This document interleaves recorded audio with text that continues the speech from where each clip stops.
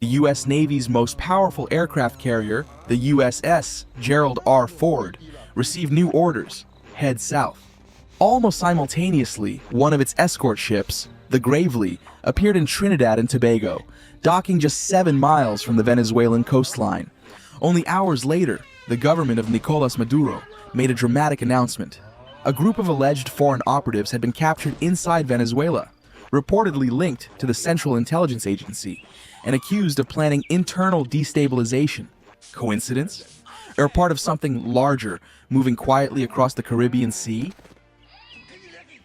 In late October 2025, the USS Gerald R. Ford and its carrier Strike Group 12 were operating in the Mediterranean on routine patrols.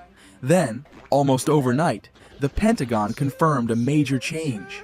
The Ford was being reassigned to the U.S. Southern Command, which oversees operations across Latin America and the Caribbean. The world's most advanced warship was now on its way toward one of the most politically charged coastlines in the Western Hemisphere. Why now? And what message is it meant to send? As the Gerald R. Ford moves south, it isn't traveling alone. A carrier strike group is a floating ecosystem, part fortress, part airport, part intelligence hub. The Ford is accompanied by several Arleigh Burke-class destroyers, among them the Winston Churchill, Bainbridge, Mahan, and Forrest Sherman. Each of these ships carries the Aegis Combat System, advanced radars, and hundreds of vertical launch cells loaded with defensive and offensive missiles. Together, they create a protective shield around the carrier, able to detect, track, and neutralize threats coming from the air, the surface, or beneath the waves. When these ships sail together, they don't just move, they dominate everything within hundreds of miles. At the center of it all is the Gerald R. Ford, the first in its class and the most sophisticated aircraft carrier ever built. It stretches 1,092 feet from bow to stern and displaces nearly 100,000 tons, twice the weight of the Titanic. On board are more than 4,500 sailors and aviators, operating a self-contained city at sea, complete with hospitals, workshops, and command centers. Above the deck lies the heart of its power. The Ford can carry and operate over 75 aircraft, including F-18 Super Hornets, Hawkeye early warning planes, and MH-60 Seahawk helicopters. The Ford cost an estimated $13 billion to build, making it the most expensive warship ever constructed. Every inch of its design serves a purpose, maximizing readiness, survivability, and power projection. Its twin nuclear reactors can propel it around the world without refueling for over 2 decades. It's not just a ship, it's a moving symbol of global reach. And then there's Trinidad and Tobago. When the Gravely docked there, locals saw a gray silhouette against the horizon, unaware that the destroyer's radar could scan hundreds of miles into nearby airspace, including parts of northern Venezuela. The timing was striking. Within hours, Venezuelan officials claimed to have detained foreign agents, accusing them of preparing actions to destabilize the country from within. The story spread rapidly, raising the question: was the timing a coincidence or a signal between rival powers? For Washington, the official line was simple.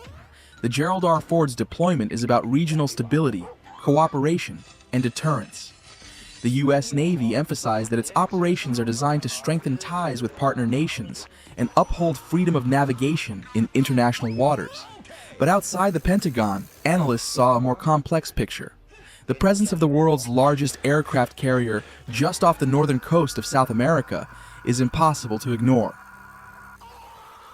The Ford's carrier Air Wing 8 turns the ship into a floating airbase. Its Super Hornets can fly at nearly twice the speed of sound, capable of precision or defensive missions. High above, Hawkeyes monitor the skies with massive radar domes, feeding live data back to the carrier's Combat Information Center. Below, Seahawks sweep the sea for submarines or small surface craft, maintaining an invisible perimeter of awareness. Supporting all this is a vast digital network, linking every ship, plane, and sensor. Information flows in real time, allowing commanders to see the entire battle space as if it were a single moving map. Somewhere beneath the surface, a Virginia-class nuclear submarine may be trailing the group. These subs are designed for stealth, intelligence gathering, and precision strikes if required. They are the unseen guardians of the carrier, silent, patient, and always nearby. For any potential adversary, the message is clear: approach with caution.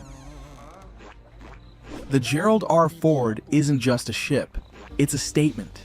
Everywhere it sails, it carries not only aircraft and sailors, but also the weight of global strategy. Its presence in the Caribbean marks a rare moment when the world's most advanced naval power turns its attention toward its own hemisphere. For the thousands of sailors aboard, daily life continues. Pilots brief for flight ops, engineers monitor reactors, deck crews guide jets across the runway like flight deck. But they all know that their ship's location is now the focus of governments, analysts, and headlines across the world. So, what happens next? Analysts suggest this might just be the beginning. If tensions continue, the US could expand its naval presence even further, perhaps by sending another guided missile cruiser to reinforce the strike group, or deploying additional P-8 Poseidon patrol aircraft to monitor the region's skies and seas. Amphibious ships carrying marines and landing craft could also join for exercises or training missions with regional partners. Officially, everything would be framed as cooperation and deterrence, but unofficially, it would send a clear message: the Caribbean is now under close watch. Whether this buildup turns into a long-term presence or simply fades after a few weeks remains to be seen. What's certain is that the USS Gerald R. Ford's voyage south has already changed the region's balance of perception. Because when the most advanced carrier on Earth sails toward a contested coastline, even calm seas can start to feel tense. Because in geopolitics, presence is power. And right now, that power is moving across the Caribbean, loud and clear. Thanks for watching. If you enjoyed this video, don't forget to leave a like, subscribe, and turn on notifications so you won't miss our next deep dive into global events shaping the world. Until next time, stay curious, stay informed, and we'll see you in the next one.